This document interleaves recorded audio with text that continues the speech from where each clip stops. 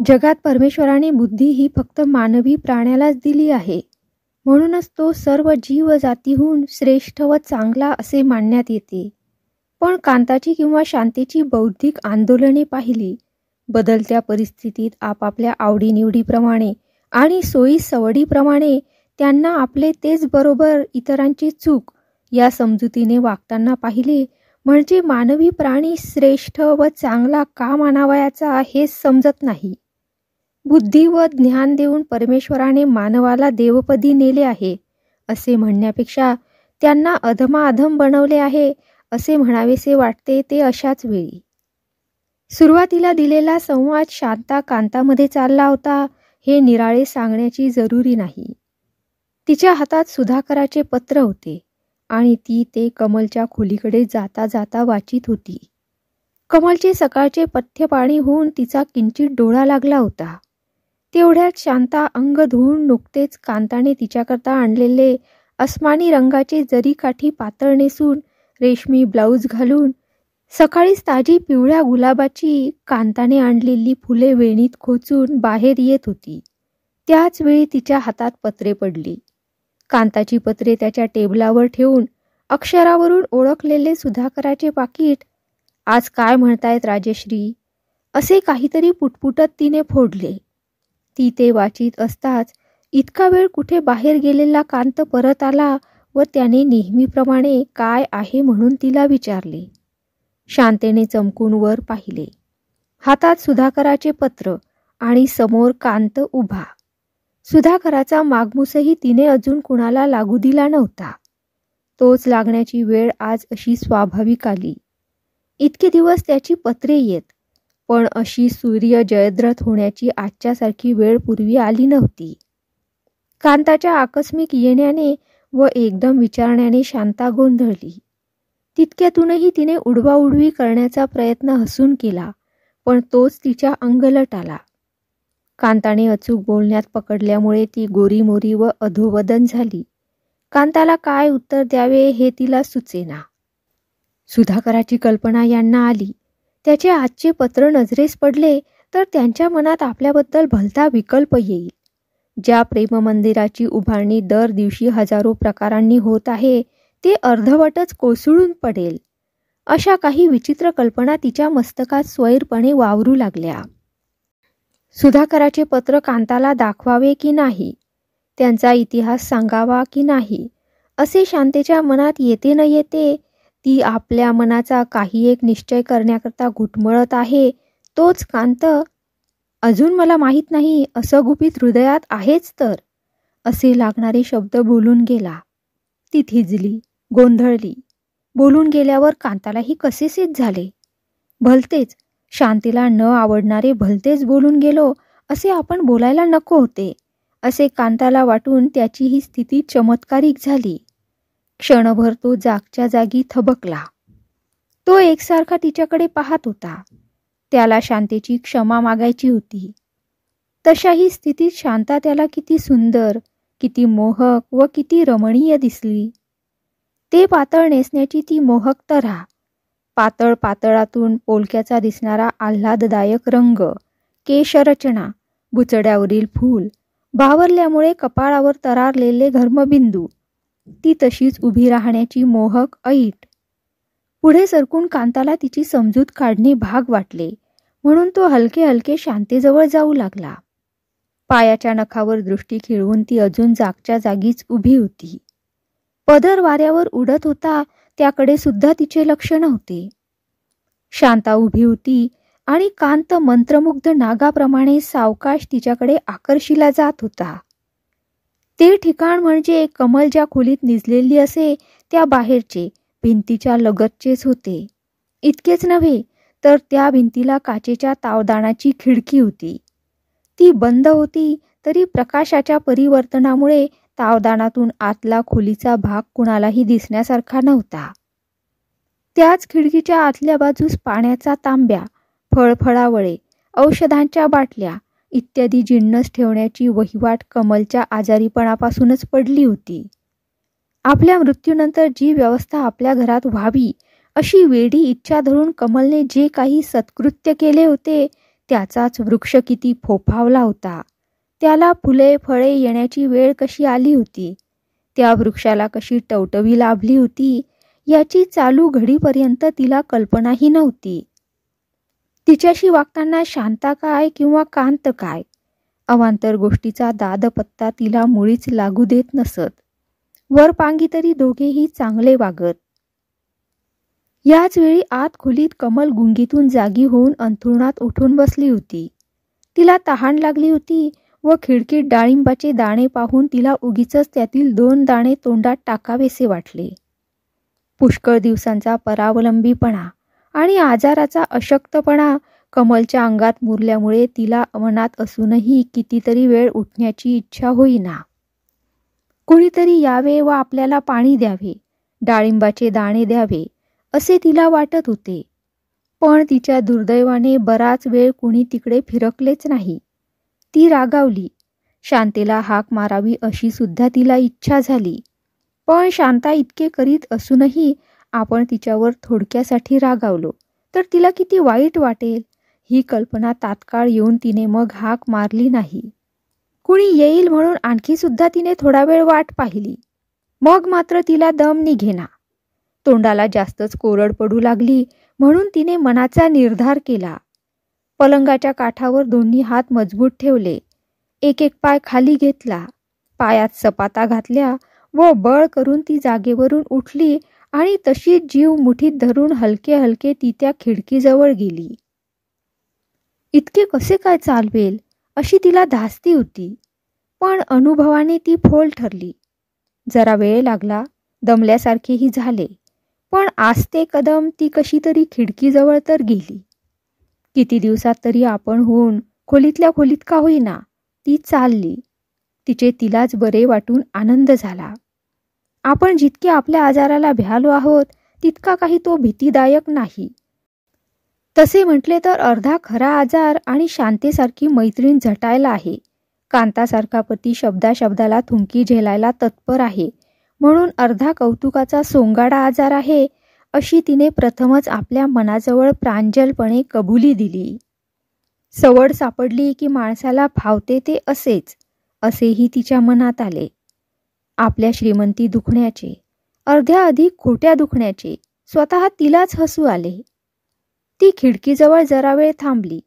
हलकेच तांब्यातले पाणी लहान भांड्यात ओतून ते तोंडाजवळ आणले. हातातील भांडे तिने उचलले तशी साहजिकच तिची मान मागे गेली. कपाळ व डोळे जरा वर झाले व ते खिडकीच्या तावदानासमोर आले तोच कांत शांतेजवळ उभा. तिची हनुवटी त्याने हाताने वर उचललेली. शांतेच्या डोळ्यात असू व तोंडावर हसू.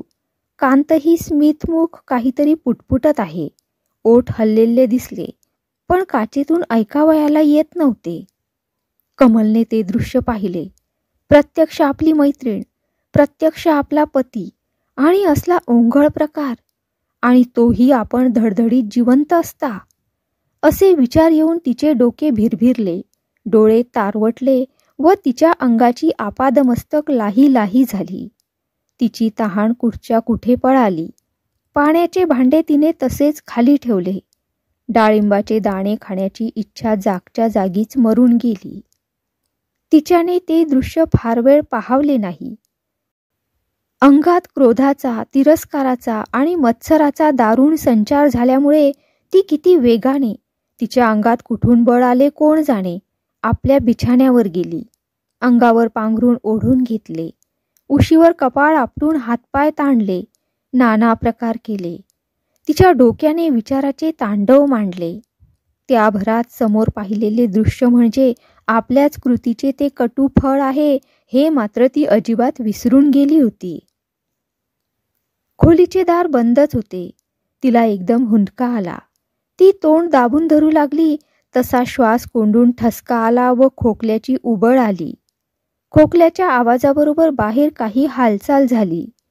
खिडकीच्या तावदानावरून एका मोठ्या छायेच्या झडदिशी 2 छाया झाल्याची तिच्या दृष्टीस पडले व पावलाचा पटपट आवाज तिला ऐकू आला. डॉक्टर रामरावाच्या औषधाने जो गुण अद्याप आला नाही तोच कमलला स्वतःच्याच औषधाने आला. तिचेच औषध तिला चांगले लागू पडले. अशी जालिम मात्रा मिळाली की ज्याचे नाव ते.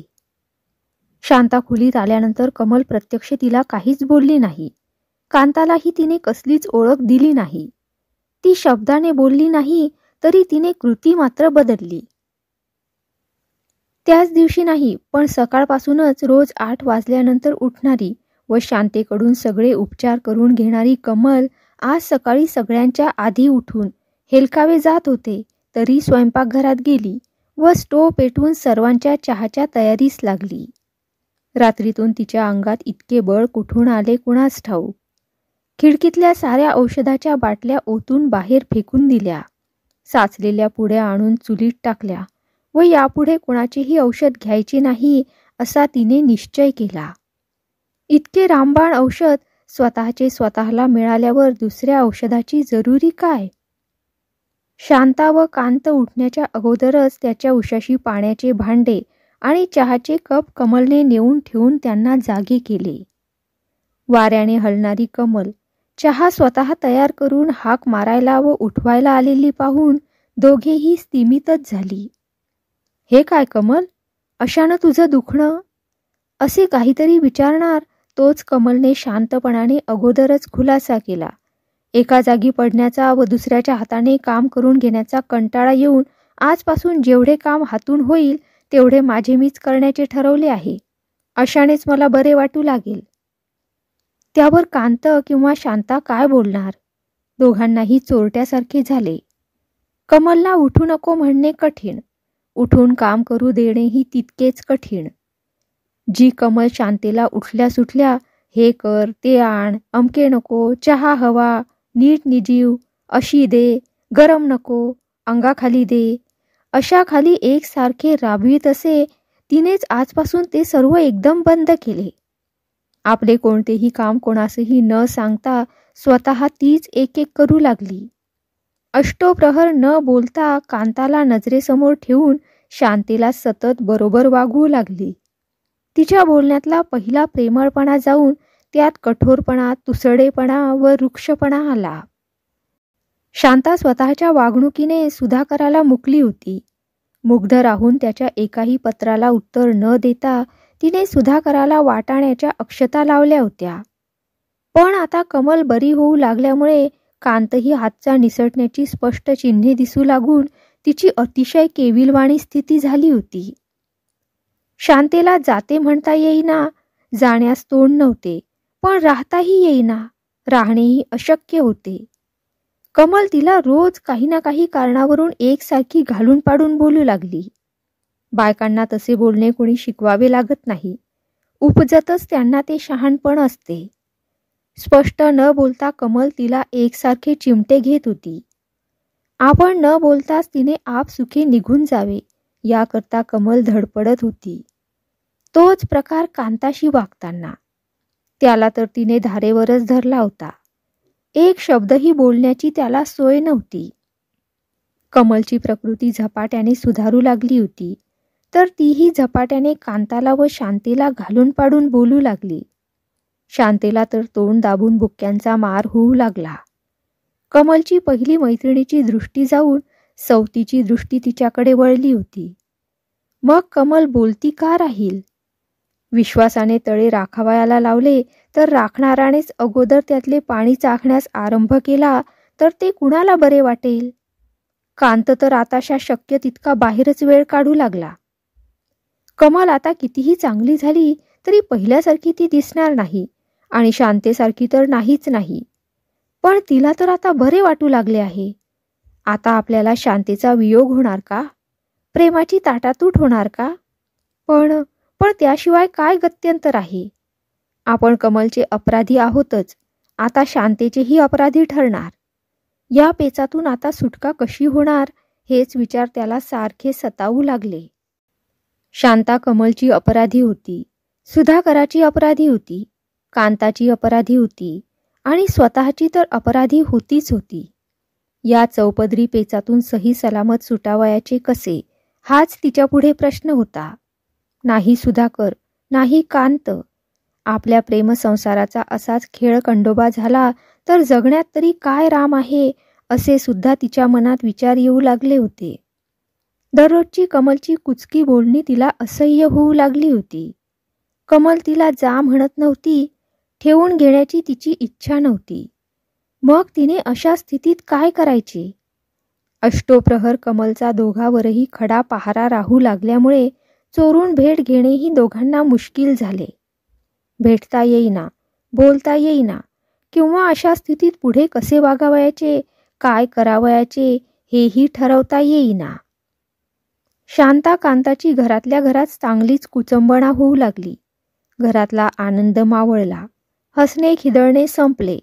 सर्वत्र असंतोष, संताप, मत्सर, धुसफूस याचे साम्राज्य पसरले. प्रत्येकाला जीव नकोसा वाटे, पण उघड कुणालाही काहीच बोलता येईना.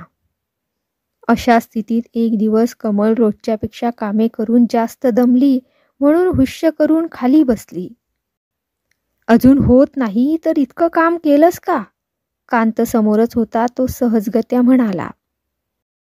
मग काम केलं म्हणून काही मी मरायची नाही. अगदी तुम्ही कुणी विष घातलं तरी सुद्धा मरणार नाही मी, कमल म्हणाली. म्हणजे आम्ही काय तुला विष घालायला बसलो आहोत वाटतं? हो, फटाकड्या नव्या बायका मिळाव्यात म्हणून पुरुष आपल्या बायकांना विष सुद्धा घालायला कमी करायचे नाहीत.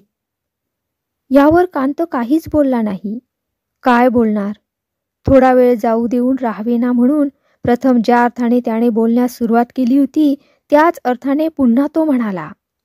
पण मी म्हणतो, घरी शांता आहे, तिला काम सांगावं. सगळी कामे करू लागून दुखणं पुन्हा उलटणार नाही का? शांता घरात नसती तर एक गोष्ट वेगळी. पण शांता आहे म्हणूनच तर मी दमल्याचे नजरेला येतय. उद्या तिला तिच्या घरी पाठवावी कशी? म्हणजे मी कसा तिला जा म्हणून सांगू?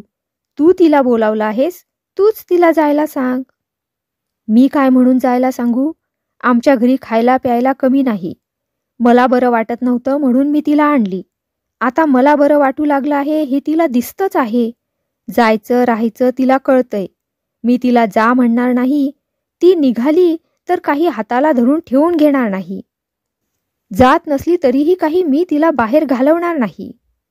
कांताचे तोंड बंदच झाले. हे बोलणे माझघरात चालले होते. बाहेरच्या पडवीतच शांता होती. ती पती पत्नीचे सर्व बोलणे निमूटपणे ऐकत होती. त्यातील प्रत्येक शब्द तिच्या हृदयाला घरे पाडीत होता. त्यातून ते अर्धवट वाचावयाचे राहिलेले पत्र तिने नुकतेच पोलक्याच्या खिशातून काढून वाचले होते. या पत्राचे उत्तर 2 दिवसात आले नाही तर तू मला नाकारले आहेस. तुझा दुसराच कुणी जिवलग आहे असे समजून मी तुझा नाद सोडून देईन. आणि आज कित्येक दिवस एका गरीब मुलीचा बाप माझ्या मागे आपली मुलगी करून घ्या म्हणून लागला आहे. त्याला रुकार देईन. ती मुलगी जास्त शिकलेली व देखणी असून एका गरिबीशिवाय तुझ्यापेक्षा सर्वच बाजूंनी श्रेष्ठ आहे. तेव्हा तिला पत्करल्याने माझे तादृश्य काहीच नुकसान होणार नाही. तुझा शब्द माझ्यावर येऊ नये म्हणून हे लिहिले आहे. तुझा विचार तूच कर आणि काय ते कळीव. या अर्थाचे ते पत्र होते. त्या पत्रातील मुदत केव्हाच निघून गेली होती व तिकडून तिची कायमची निराशा झाली होती. त्यामुळे ती हजारदा मनात म्हणे की आता कमलला सारे सुधाकराविषयीचे गुपित सांगावे. तुझ्याच बोलण्याने मी कशी वागले, सुधाकराला कसे निराश केले आणि आता उभ्या आभाळाखाली तुझी सवत होऊन राहण्याशिवाय आपल्याला कसे गत्यंतर नाही.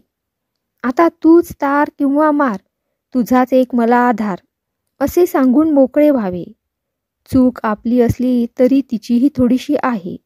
सर्वांच्या चुका सर्वजण वाटून घेऊ असे तिला पटवून सांगावे. पण सांगावयाचे कसे आणि ऐकणार कोण? दर घडी धरणी माता दुभंग होऊन आपल्याला पोटात घेईल तर बरे असे शांतेला वाटत होते.